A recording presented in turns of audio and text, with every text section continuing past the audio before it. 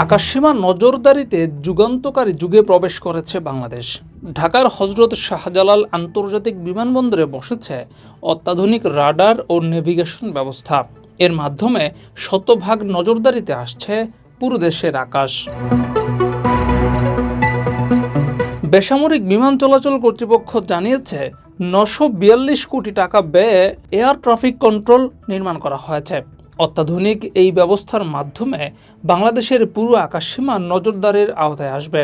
এতে উড়োজাহাজ চলাচল আরও নিরাপদ হবে, পাশাপাশি আর্থিকভাবে লাভবান হবে বাংলাদেশ। নতুন সিস্টেমের মাধ্যমে ঢাকা থেকে ৬৫০ কিলোমিটার এবং বঙ্গোপসাগরে ৮৩৩ কিলোমিটার পর্যন্ত ফ্লাইটগুলোর সঙ্গে যোগাযোগ রক্ষা করা সম্ভব হবে। বাংলাদেশের এই অত্যাধুনিক রাডার সিস্টেমের কারণে এখন দুশ্চিন্তায় পড়েছে ভারত।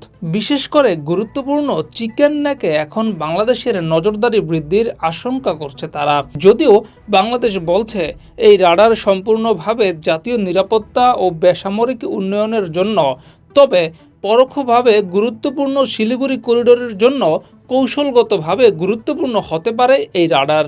এই করিডোর ভারতের জন্য খুবই গুরুত্বপূর্ণ। সেখানে বাংলাদেশের নজরদারি ভারতের জন্য সামরিকভাবে অস্বস্তির কারণ হতে পারে।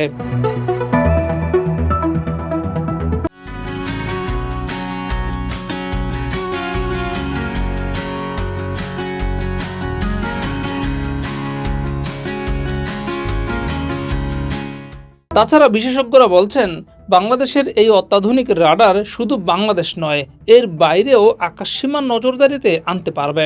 ফলে বাংলাদেশের সীমান্ত অথবা সীমান্তের কাছাকাছি বিমান চলাচলও সহজেই নজরদারির আওতায় চলে আসবে।